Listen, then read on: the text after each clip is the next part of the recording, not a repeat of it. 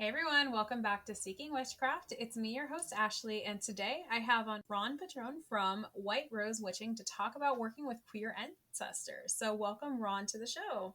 Thanks for having me.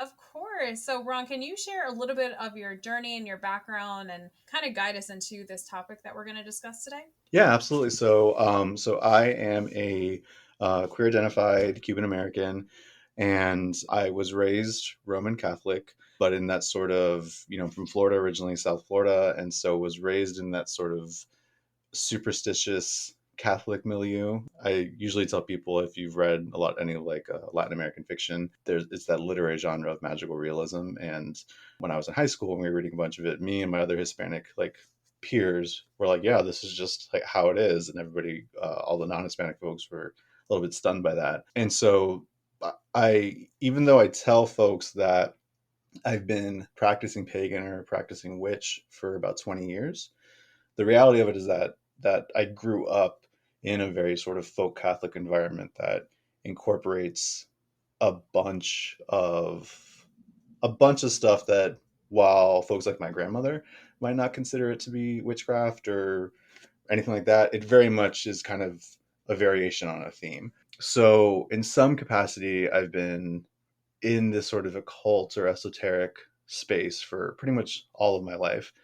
And over the last several years, I've really dove, I guess, more deeply into it. I've become an ordained pagan cleric through Sacred Well Congregation. I've really worked to connect with my local community, to build community, but to also just find spaces with folks who have like practices or who are like-minded folks. And specifically when it comes to the queer aspect of it, I'm, like I said, I'm queer identified. I'm a gay male, and that was coming out for me was a little bit of a rough patch, especially because when I was younger, I was an altar server. I was very much involved with the church, and so my teenage years of realizing that like I was gay, and then also this was in the 90s, and so kind of reconciling, that with the messaging you were getting from the church and just from society in general was very kind of jarring, and it created this sort of like spiritual fissure that I really left kind of practicing or being involved in anything that was could be considered sort of spiritual or religious in general for a long time. And it's only in the last, I would say, maybe 7 or 8 years that even within my pagan practices and my witchcraft, that I've circled back to really trying to figure out how to reconcile that and bring my identity into those practices and make those practices queer affirming, not just for me, but just also for the community that I find myself in. And a lot of the way that I do that is through a lot of the way that I found that really resonates for me and for other folks is through queer ancestor work, whether that's through like queer ancestor veneration or queer ancestor sort of remembrance. It can take on it can show up a bunch of different ways. Awesome. So thank you for sharing that. I have to say your point about growing up in a Catholic background, like I definitely resonated with that because same. I share that Catholic trauma. Not saying you have Catholic trauma, but I share that Catholicism background, especially Hispanic Catholicism background, and I think of things that Catholics wouldn't necessarily say are witchcraft or magical in any form, but then you have things like you take a little statue of Saint Joseph and you bury him in your yard to sell a house, Yep. and then you unbury him or whatever, and I'm like, that's there's some magic to that. There's something there. Yeah, and my honestly, like, it's hilarious that that's the example you go to, because my mom was a realtor while I was in high school and college, and she legit drove around with, like, in the glove compartment of her truck, she had a bunch of tiny St. Joseph statues that she could bury at the houses that she was trying to sell. Exactly. Yeah. And so it's funny. Like, this made me think about, and I don't mean to veer us off topic, but just relating to what you were saying, my mom has told me in the past that she's had different ESP type things where, I don't know, just strange coincidences of little psychic events. And she was like, yeah, I thought it was a gift from Jesus. And I'm like, okay. Yeah. Well, and then, it's so I had a conversation with a friend of mine who is Christian, but they're very sort of progressive liberal Christian. They are queer identified and they're pursuing a seminary program out in Michigan. And a couple years ago, when we first connected via Twitter, like during like the height of COVID, when everybody was really on lockdown, And in a conversation we were having, I referred to growing up in a sort of Hispanic Catholic household and our relationship to Catholicism and the saints and all that sort of stuff as like the saints being like a pantheon. And it really is, if you look at it, they're sort of like demigods or these sort of subset of deities. And my, you know, if you go into my grandparents' house, there's all these altars for different saints, and they're all doing different things, or my grandmother is asking them to do different things. And I think that is what made it so easy for me to transition into paganism, even though I never became like a polytheist or anything like that. And a lot of my paganism is much more nature centered or druidic in some senses, but it made it easier to kind of then shift that focus onto some of the natural world and seeing the natural world as this composite of all of these different types of spirits, entities, energies, whatever they might be, that are just kind of commingling with us and around us. And then even circling back to like the queer ancestor part of that, it was so interesting to then go back and find all of like the queer saints. And those are folks that I have incorporated into some of the practice and stuff that I do as a way of kind of healing, I guess, some of that Catholic trauma. Like the folk Catholic approach to stuff is something that just comes naturally to me. It's something that I'm used to. So that is something that I've kind of allowed back into my life. And I was really reticent at first because I was like, well, you know, I'm really wanting to be queer centered or queer affirming. Like, how is this going to work? But then finding out, like, you know, all of these queer coded saints or these saints or figures from that mythology or cosmology that historically have been read as queer or could be read as queer. My personal favorite, and I actually wear a charm on a necklace, it's a little saint icon of Saint Sebastian, and he's kind of pulling double duty because he is also one of the five plague saints. And so I started wearing this icon of Saint Sebastian at the start of COVID to kind of help ward off, you know, give myself a little bit of magical oomph to, you know, try not to get sick. But also Saint Sebastian is considered a queer saint, and out of all of the saints that could be potentially queer coded or either male identified, female identified, or even some saints that you could theoretically read into them a trans allegory, Saint Sebastian is my favorite because there's nothing about his story that necessarily marks him as a queer saint or a gay saint. The reason he's considered like a patron saint of homosexual men is because in the Renaissance, a bunch of like clearly homosexual painters and sculptors just were so thirsty for Saint Sebastian. And just if you look at how they depicted him, how they painted him, like he was just like a Renaissance era thirst trap. And that's why he was adopted as like this patron saint of gay men. And I just absolutely love that story. Not me Googling pictures of Saint Sebastian as you're but oh my God, you're right. I definitely see the thirst trap that you're talking about. And his Wikipedia photo, man, I mean, that's a nice rendition. Um, so I want to ask, so how, so is there like a list or a book or like how do you identify queer saints? And then I guess the second part of this question was how do you identify queer ancestors within your lineage that perhaps did not address that they were or say that they were queer due to whatever reason in their background? Yeah, great questions. So there is a really great there's a bunch of books or folks that you can find to kind of explore some of like sexualities in early Christianity and medieval Christianity, that sort of stuff. But I think where I would route people to is Q Spirit, and it's this website. I forgot the name of the woman who runs it, but she's been running it for a long time, and it is a great just resource for either queer identified Christians or folks who some of their magical practices might pull from Christianity, especially folks who might be more into sort of the Western esoteric traditions that are maybe like based out of the early modern grimoires that were very much inspired by and deeply pulling from Christian iconography and things like that. It's just a great resource to kind of see and hear and read the different stories and depictions of a variety of saints across the entire history of Christianity. As far as to the second question about like finding queer ancestors in your lineage and things like that, there are, I think, two approaches that I take to it. And depending on different traditions, I've heard them referred to in different ways. There's red thread and white thread ancestors. There's ancestors of blood and ancestors of milk and honey. But really, what it comes down to is ancestors in the sense of the folks who are directly genetically related to you. So, if you're mapping your biological family tree, but then ancestors who are not necessarily related to you, but are your relation to them is your kinship within a specific community. And that community could be something like being, LGBTQ plus identified, but it could also be. So I mentioned that I'm now an ordained cleric through the Sacred Well congregation. So that's a community that I'm part of now. And so there could be ancestors of folks who, ordained clerics who have come before me and have since passed. It could be through profession. And you see that a lot too, like with some of the saints. If you really dig into that different saints might be associated with different professions, and in the same way, some deities might be associated with different professions. So there's different ways to kind of go about that. My uncle on my mom's side, her younger brother, so he's gay. He's still alive. As far as I know, he's the only person blood related to me who is queer of some sort.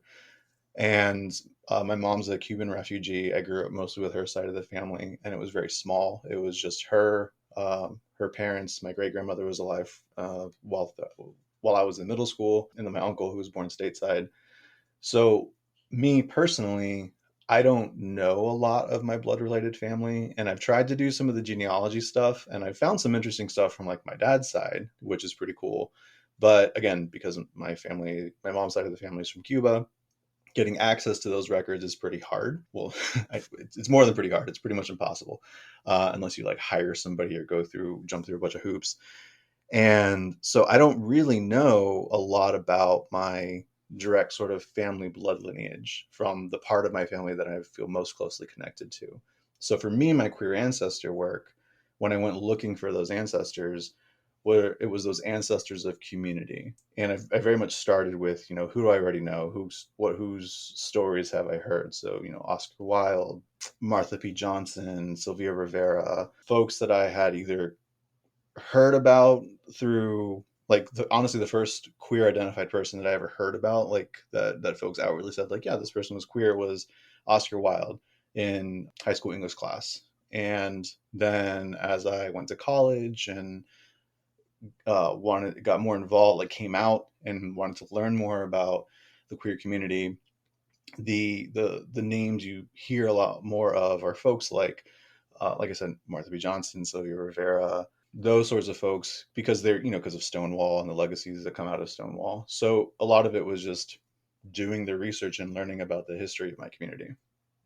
So, for those who want to know more about their queer ancestors that they may have a bloodline related to, I know you talked about having difficulties with that, but would you recommend doing something like Ancestry or, I don't know, even 23andMe or something?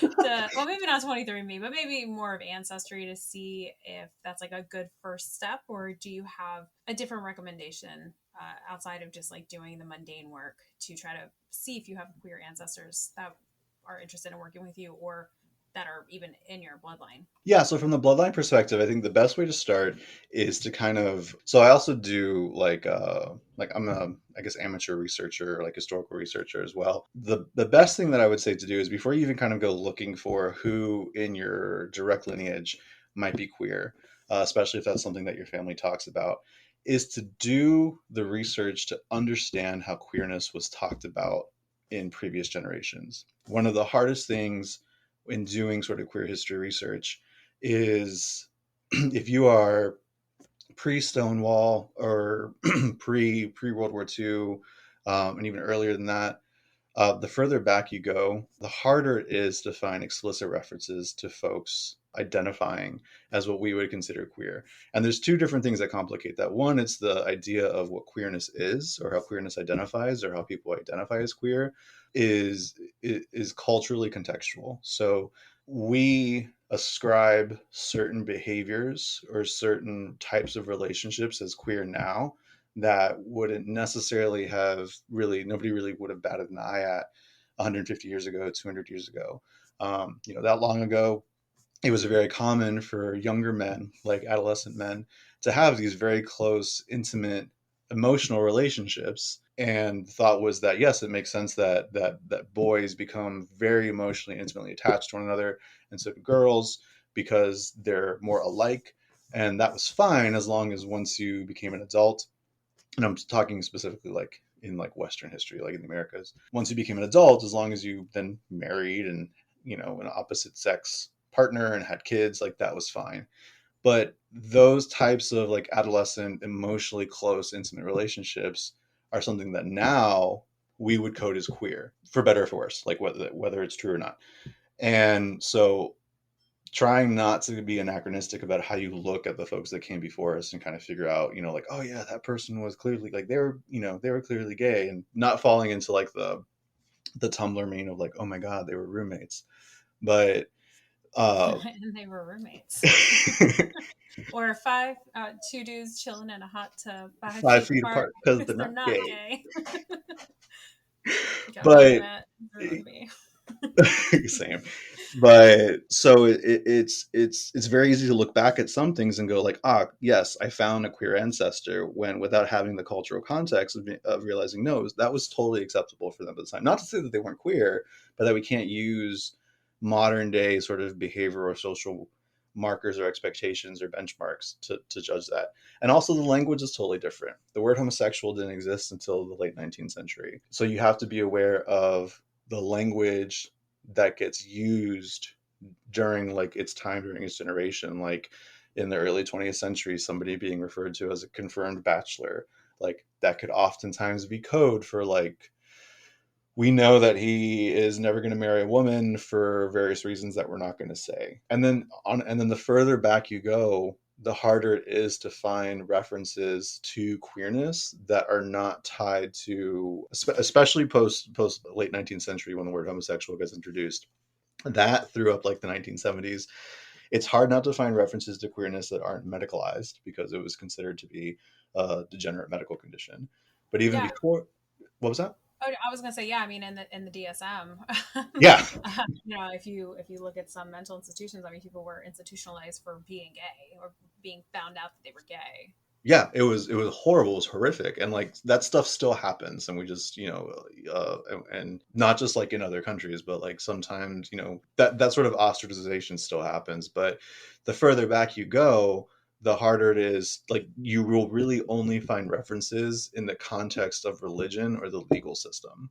And so if you did have somebody who in your blood lineage who was queer, but they were never caught and tried, and there's not like a record of a trial or an arrest or something like that, you will probably never know because they took that shit to their grave. And unfortunately too, if you let's say they were folks who exchanged letters, maybe they did have a partner for a long time and they exchanged letters. Unfortunately, sometimes when they passed, family would destroy those letters or destroy that evidence because it was so shameful that they didn't want it to get out. So, from the blood lineage perspective of looking for queer ancestors, you have to be aware of all of those sorts of social obstacles that you're going to encounter, especially if you have family that doesn't necessarily want to talk about it. I could definitely agree with, or I can relate with that. Where I've had, it wasn't until very recently, and I'm in my early 30s, that my one of my family members disclosed in a shameful tone on her end some history about something my grandmother had done, a medical procedure she used to do to help women. And I thought it was the coolest thing when I found that out. But my mother had so much shame and guilt because she is very Catholic and very religious. And I think it's something she would have potentially taken to her grave. But I'm very glad she told me. So I wouldn't be surprised if there, maybe not even for myself, but just like in general, if many people had queer ancestors in their lineage, that even if there wasn't any evidence, like letters or anything, that it might just be like, oh, we don't talk about that. And, or they might not even tell their downline of their children or anything about that, just to keep it secret and hidden away, which is awful.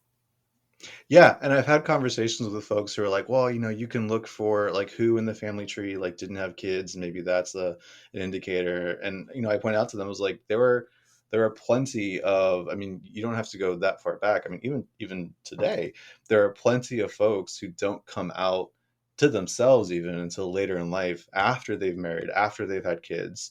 And then we can also get into the fact that that is very much in the realm of sort of like bi erasure or pan erasure, where it's like, okay, yeah, maybe they did end up with an opposite sex partner and have kids, but that doesn't make them any less queer if that is something that they would have identified as. So it can get really tricky unless you have like primary source documents that say like from that person who say like, yup, like this is who I was into, this is the stuff that I did, and it provides the social context of because also one of the things about queerness and one of the things I love about being queer and queerness in general is that it also shifts with what the social context is, and it usually is indicative of something that's like on the fringes or on the margins, and something that is looking at social order, social structures, and saying, yeah, these don't necessarily work, and I don't know why we have them. So unless you find something that's like primary source that you can say, yeah, for sure it was this,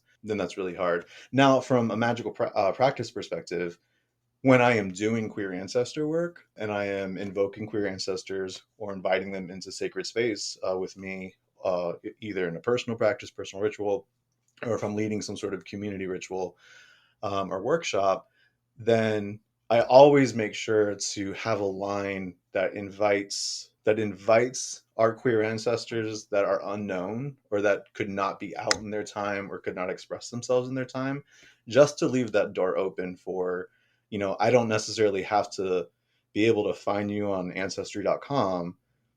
You're still welcome in this space, even if I'm never going to know your name or I'm never going to be able to really unearth your history. There is something that Jack Chinek wrote in Queen of All Witcheries with one of his rituals, and I want to say it was like one of the very first ones in the book, where it involved working with your matriarchal lineage and saying something like, my name is so and so, daughter of so and so, granddaughter of so and so, and you keep going back and back and back until you get to a particular generation. I think it was like the sixth generation. But there was a suggestion in there where if you didn't know their name, there was like something he said you could do. I think it was something like, oh, the daughter or the great great great granddaughter of the mother of the grand, like it was something like repeating to get to their name. And so I think that's interesting that you bring up where if you don't know your queer ancestors' names, still like kind of putting a line out there for them to connect with them. I think that's pretty cool. Yeah, and then like also, so the example you just gave reminded me also to mention like the importance, especially when it comes to queerness and queer identity, that the importance of the concept of found family or chosen family, because for some folks their relationship to their biological family is not a healthy one or a safe one or one that doesn't come with a certain amount of trauma. And so, and we're kind of now branching out to like that other sort of group of ancestors, right? So like they're not necessarily blood related to you, but they're ancestors of community. But I think specifically within the queer context, you also have that middle ground too, where I think chosen family, and for whatever reason, actually, it's not for whatever reason. I know why. It's because yesterday while driving home, I was listening to the soundtrack from Tu Wong Fu. But I was thinking about drag families, drag houses, and how like in a particular drag house you have like the mother and then like her daughters and that relationship. And when you were explaining walking through that particular ritual format, it made me think of a way that witches who are also drag performers could like really center their drag ancestors by still using that same formula of like I'm so and so daughter of whoever your drag mother is, and then their drag mother and their drag mother and their drag mother. So there's lots of interesting ways to connect and to use existing sort of formula or ritual formats or practices that you can then queer and use them to be able to connect to queer ancestors. I think that's one of the things that sometimes folks feel challenged by is they think that in order to do stuff that is queer affirming or LGBTQ plus affirming, you kind of have to reinvent the wheel. And really, again, coming to like what I think queerness is, it's like, no, we're not reinventing the wheel. We're just saying like, well, you could use the wheel in a different way. Yeah, I love that. And I love that analogy about like using the wheel in a different way. And also, of course, the drag, the drag example. So there is one thing that you said, I want to back up a little bit. And it was just this term that you used. And for those who are not familiar with it, you talked about white thread, red thread ancestors. Could you talk what that means? Yeah, for sure. So it's not necessarily phrases or terminology that I use in my personal practice, but I've heard in different groups or different settings that folks using things like I said, like red thread or white thread or ancestors of blood, ancestors of milk and honey. The red thread, white thread is that the red thread are, again, like red being indicative of blood. Those are the ancestors that you are directly related to. You have some sort of blood relation, genetic relation to them. The white thread ancestors are the ones that are your ancestors of community. So there's something other than blood. There's something other than that red thread that ties you together or weaves you all into a sense of community. And it could be a shared social identity. It could be a shared profession. There's the sort of Tumblr trash of me that's just like, oh, like it'll be really interesting to see like the super Hulock fandom through the lens of like ancestor veneration or something. So just that idea of community is that white thread that connects you to all of those people that came before you. Awesome. Thank you for explaining that. Okay, so there was something that you had said earlier, and this is really backing up. This is something you said at the very beginning that I wanted to touch upon. And you had talked about having a role in the church growing up. And I just wanted to briefly discuss this because it's been astounding to me the amount of witches that I have met who have also had some sort of role in their church when they were growing up, whether that was being an altar boy or something of the sorts. And I just think it's interesting that a lot of witches were part of that. And I think that perhaps we're seeking spirituality, but then found that that particular one of whatever their background might have been, whether it was Catholicism or being Baptist or something, that wasn't the fit. So I just thought it was funny when you were talking about that because I was like, wow, you were like there's been so many people on a list that I've heard that have had that similar experience of working in the church in some capacity as a kid. Working is a strong word, but I hope you understand what I'm saying. Yeah, no, and I mean, I think I would classify it as working. So yeah, I was an altar server. So I did not go to a Catholic school. So because I didn't go to a Catholic school, that meant that I had to go to catechism classes once a week after school. So on Wednesdays, I was in what's called CCD, and I actually enjoyed it. I think for me, the reason why I enjoyed it is because when I was living in Miami and we were growing up until like the very last summer we lived there, we didn't really have like a formal church. So we met in a community center that was kind of retrofitted to be a church, but because it was originally a community center, like that's the vibe, like that was the spirit of the place. And our priest was actually somebody that my dad had gone to high school with. So there was a lot of my first exposure to the church, in addition to being from that Catholic background or that Cuban Catholic background, was very much a sense of a place of community. And I was an altar server because my dad was an altar server. And so they're like, you're going to continue the tradition. And I didn't mind it. Like, I really enjoyed it. And I liked feeling like I was part of something that was an anchor of the community. And there was a sort of spiritual fulfillment. I don't think I really, I was, how old was I at then? Like 7, 8, 9, something like that. So I don't know that I would have had like the vocabulary to talk about it, but there was definitely this sense of spiritual fulfillment in working with in that capacity. And actually there was a good stretch of time, like I think fourth and fifth grade, when I told my parents, I was like, hey, I think I actually want to be a priest when I grow up. And once we moved out of Miami, we moved to the swamps pretty much. It's been since been developed, but the church community that we went to then was a very different one. It was a very white church, very homogenous church, much more conservative.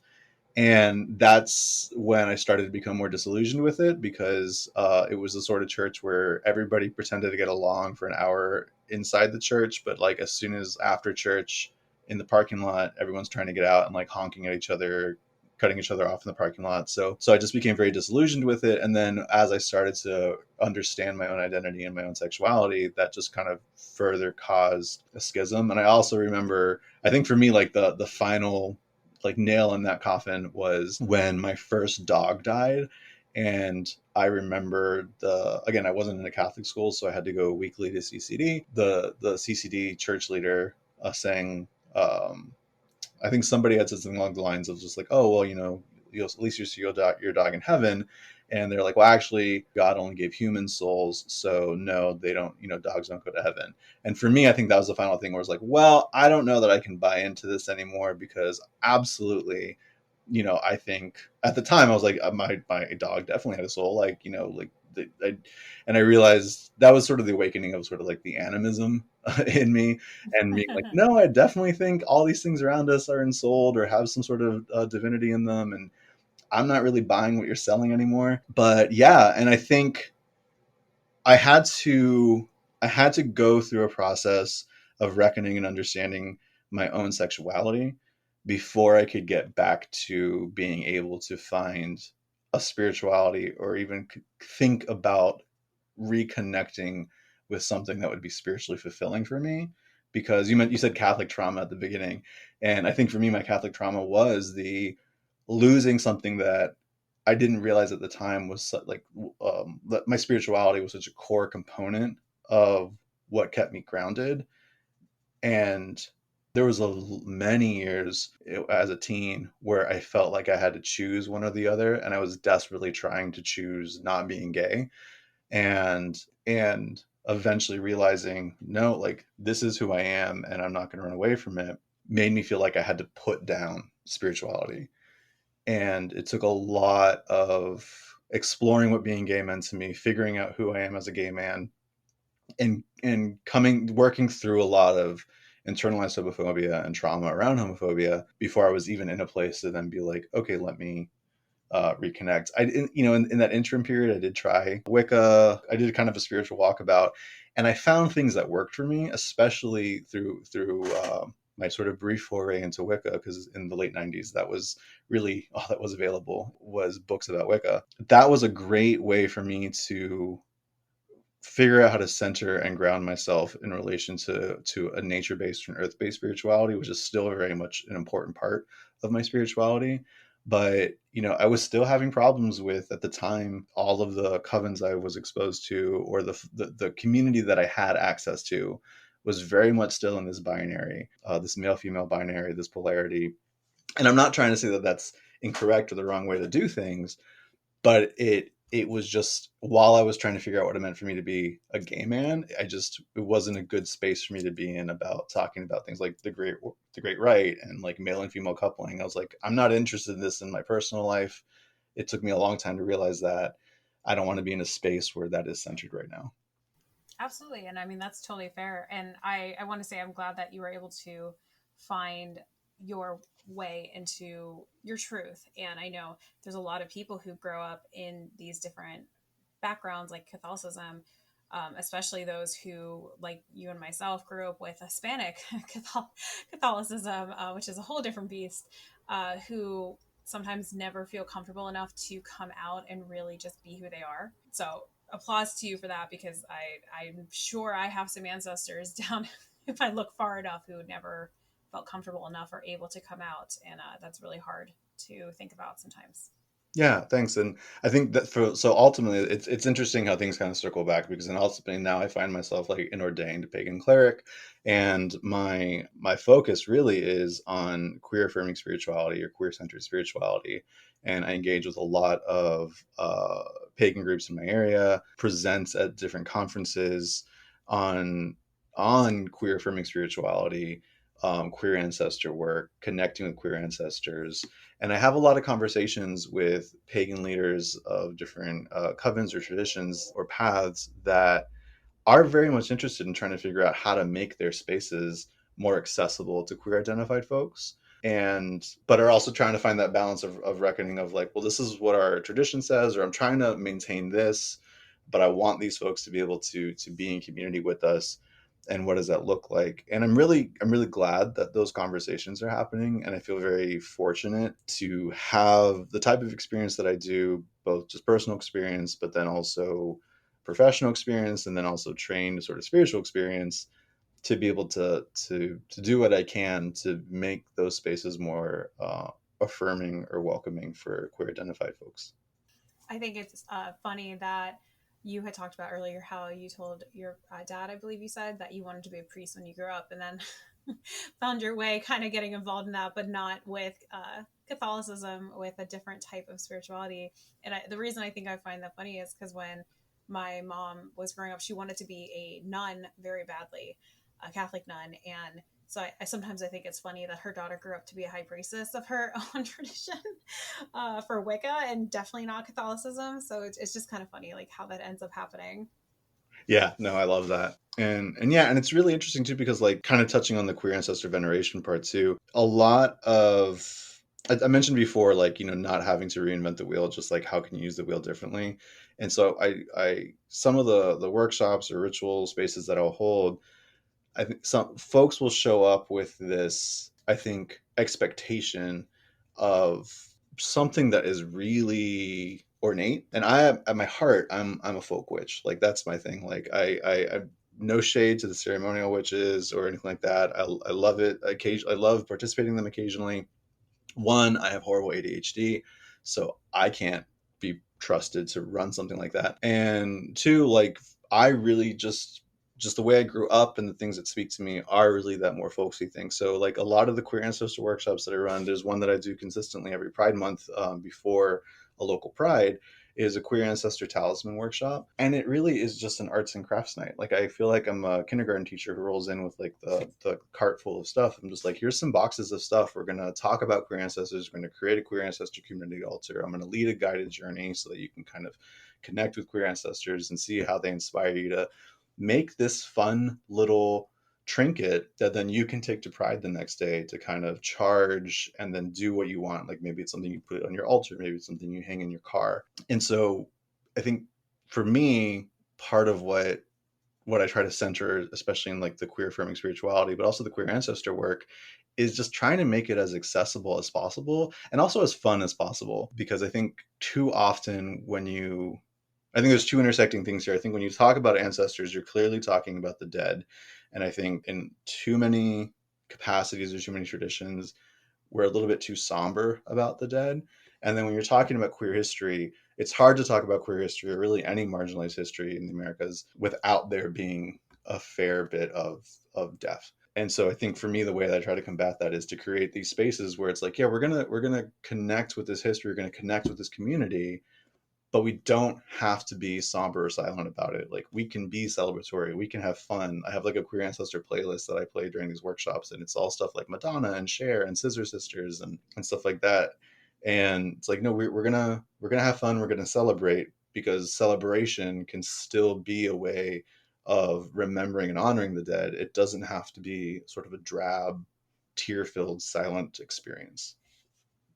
So I was going to ask you, you touched upon doing this, and then you also talked about making things with the queer ancestors, like the talismans.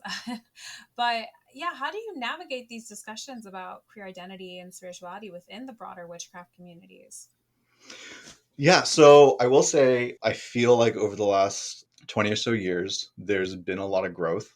I think I think as a lot of queer folks have moved away from sort of mainstream religious traditions, they have moved away in a sense where they said, this space doesn't work for me, but I am still a spiritual being, I'm still a spiritual person, and have found other ways to have that sort of transcendent experience with the divine. So I think from that perspective, I think it's just a numbers game of more queer folks have said, this is not a part of myself that I want to give up. And so either we have created our own spaces like the Radical Fairies, or we have shown up in spaces and our presence has necessitated the conversation of, okay, how are we going to include you in these spaces? And I think sometimes, especially early on, the conversation was more, we can only include you in these spaces if you do X. And some folks chose not to and then went and kind of started their own thing. And then some folks pushed back or said, well, explain why. And it started that dialogue. I also think from the sort of witchcraft perspective and kind of really pulling from this idea of sort of like folk witchcraft, things like that. Ultimately, for me personally, I think witchcraft is 100% political. And if you look at things like from the Aurelia Gospel of the Witches and all that, like if you read, even look at that, like clearly it's she's teaching witchcraft, teaching poisoning as a way for folks to liberate themselves from their oppressors. And so there's this long through line of folk charms, folk prayers, things that folks have done that I think, no matter how you look at it, can be construed as witchcraft that is meant to provide protection or to bring prosperity or to bring love. And I think within the queer community or the history of the queer community, especially, post Stonewall being a little bit more visible, these are all things that the queer community on the margins has had to contend with, of how do we keep ourselves safe? How do we keep ourselves fed? How do we afford rent? How do we find love? Even if that love might be like, oh my God, I really wish that straight guy would like look at me. And I think for me, an example that's really coming up right now is this perfect intersection of sort of folk Catholicism. And part of folk Catholicism is all of these unsanctioned saints. And one that I work with a lot is Santa Muerte. And she's a number of things, but one of the things that she is within the Latin American Hispanic sort of milieu. She is considered a protector of the LGBT plus community. I think a lot of folks associate her with like violence and drugs and the cartels, and that's very much a white Western American sort of media depiction. Not to say that she's not involved with that, but she also is somebody. She's a figure. She's a spirit that the Latinx LGBT plus community turns to a lot for protection, prosperity, and yeah, I just think that has always been such a part of witchcraft. Of what are the things that I can do to maybe tilt the scales a little bit more in my favor, that it just makes sense that queer folks have also been doing that the whole time. I feel like there's so much we could discuss in terms of witchcraft being political that it involves an entirely new episode just on that topic. But just to touch on this, I guess this is like a broad question, but what advice would you offer to people who are interested in exploring this intersection of witchcraft and politics, especially within the context of a queer identity? Yeah, so there are two really great books that I would recommend. They both came out around the same time, and they're both called Queer Magic, so it makes it a little bit confusing. But one of them is by Tomas Prower, and he is another gay identified witch pagan, and that book is sort of a look at queer magic, queer mythology from around the world. And then there's another one that's an edited anthology called Queer Magic: Power Beyond Boundaries, and it's edited by Lee Harrington and Ty Phoenix Calliston. And that one is a bunch of sigils or essays or rituals or reflections from a number of different queer trans identified folks from a variety of backgrounds of magical traditions and pagan backgrounds. I think those two books are really great to kind of get your feet wet and get an understanding of what that looks like, especially the anthology one, if you want to really see the intersection between queerness, magic, and politics. Awesome. And it is confusing that they have the same title, but I mean, I guess as long as you remember one title, you remember them both. Yeah, like it's funny. I mean, they're from different publishing houses, but it's funny that managed to happen. Cool. All right. So, kind of just to wrap this up, going back to queer ancestors. So, what advice would you give to somebody who wants to start incorporating and honoring their queer ancestors within their witchcraft practice? Like, is there a particular ritual they could do, an offering they could do? I know we talked about the research, the mundane research aspect side of things, but yeah, what would you recommend? So my biggest thing when it comes to queer ancestor stuff, especially for folks who want to start, is this notion, and I'm sure folks have heard this phrase a bunch, but it's the that which is remembered lives. So I would really recommend finding a way. So I have personally have like a queer ancestor shrine in my backyard, but I would personally find a way to incorporate some sort of physical marker, either on your altar, if that's something you feel comfortable with, or if not on your altar, then just somewhere else that is something that you see pretty routinely. And it could be something very simple. It could be just like a little tea light with a pride flag next to it, or if something more ornate, if that's really what you want. But I think having that physical thing that brings queer ancestors to the front of your mind, and also in so doing kind of helps lend your energy to them or kind of charge that item or that space, I think is a great place to start. And coupling that with doing that research, or just kind of figuring out, even if it's just the ancestors of community, and just learning more about who are local queer folks in your area, who are the queer movers and shakers in your area, or more, from a more global context. I think that's how I would recommend people start. Just have something that makes you remember them, that you see every day. I love that. And I think that's totally reasonable to be able to have something like a tiny tea light. I think that's not a big ask. I think it would be interesting for those who are in the broom closet, or have to hide their practice for some reason. Perhaps they live with people or family that's not so accepting of their witchcraft practice, what they could possibly do. But I don't think anybody's really going to question it if you have multicolored rainbow candles, because I don't know, they're candles. That's I just mean, another or option. if you're in like a Catholic household or something like that, I talked about Saint Sebastian. Just say like, hey, I really want to get a Saint Sebastian statue or saint candle or something, and and folks generally don't ask too many questions. Most even Catholic folks don't even realize like the queer saints or things like that. So that is one way that historically a lot of queer Catholic folks have actually flown under the radar, is finding those saints and incorporating them into their what they wear, like their jewelry or their iconography in their home, because it's not going to draw suspicion because it's a Catholic saint. Why would anybody think that that is somehow queer? I love that. It's hidden in plain sight. Yeah. Awesome. Well, Ron, this has been such an awesome conversation with you. And like I said, I think we could have just kept going on and on, especially about witchcraft being political. That's a whole other topic that we Yeah, could do an absolutely. episode on. But before we wrap up officially, I wanted to ask if you had any, well, two things. One, if you have any final thoughts on queer ancestors. Let me start with that.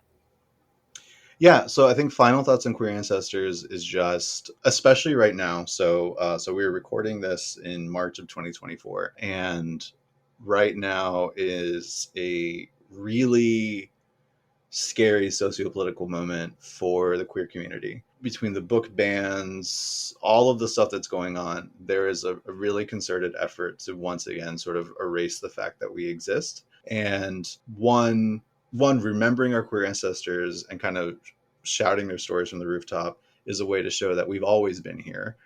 And two, making sure that one day I will be a queer ancestor, and making sure that my story is something that can't get erased, making sure that the story of my queer community in the DMV area, my queer community across the world now, is preserved, and something that our queer descendants can look at and talk about, is also vital in kind of continuing this torch of queer ancestry.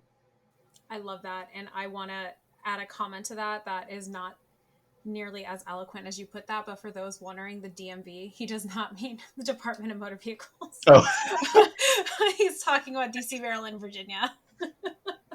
yeah. I've been here long enough that I just assume that's what everybody knows.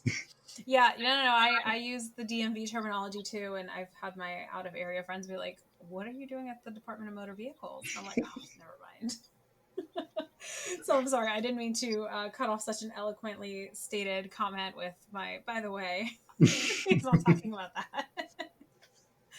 Oh gosh, yes, but no, that was great. I did want to ask then one final question, and that is if you could give a piece of advice to a beginner starting out in the craft, doesn't have to be related to anything that we spoke to today, what would you say to them? Experiment. Don't if you're anything like me, it's going to be real easy for you to get hung up on making sure that you are following everything to the letter to whatever. And if you get too in your head about that, then you are 100% not in the moment. You're 100% not in the ritual. You're not in sacred space. So don't be afraid to experiment, to kind of get what you want to get across, and use, your books, whatever, as sort of guideposts. But the point is to have that, to cast that spell, to have that magic happen, to have that transcendent experience with the divine, not necessarily to follow every step perfectly. I love that. That's pretty sound advice. Well, thank you, Ron, so much for coming on. How can people find you? Yeah, so the easiest way is on my website, so www.whiterosewitching.com. That has links to all of my socials. I'm most active on Instagram. I also have Facebook because I'm an elder millennial, so I still post there.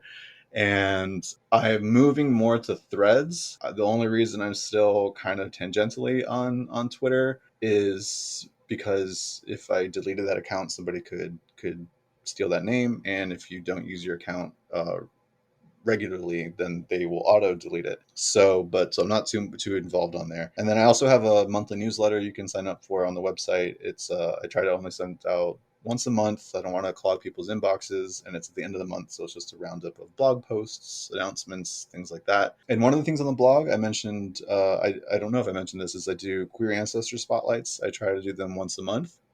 Sometimes life gets in the way, but the queer ancestor spotlights sometimes highlight folks that we already know about. I try to find folks and stories that we don't know about necessarily, and it links to a queer ancestor map that I use, a GIS system, so that you can visually see where all these stories are coming from, because I'm really trying to make it a sort of a global storytelling, which is part of my personal practice and how I venerate queer ancestors. Awesome. That's super cool. And I will also put a link in the bio for your website too, where people can connect with you. Yeah. And if anybody wants to find me, you can find me on Facebook at Seeking Witchcraft Podcast, on Instagram at Seeking Witchcraft. Like Ron said, I have Twitter. It's at Seek Witchcraft. I don't really use it that often. And then I also have a personal Instagram if anybody's interested. It's mostly just me working out at the gym, but it's spells and kettlebells. And finally, if anybody is interested in supporting the show, you could do so on patreon.com/seeking witchcraft. Well, with that said, thank you again, Ron, so much for coming on to talk about this. This was such a fascinating conversation. Like, I really enjoyed this. Oh, I'm glad. Thank you so much for having me. And if you at any point in the future want to just rant about politics and witchcraft, I am always happy to do that. Amazing. I'm definitely going to take you up on that. So I'll message you after this for sure about that. But thank you to everyone who listened, and enjoy the rest of your day or night or whenever you're listening to this. Bye.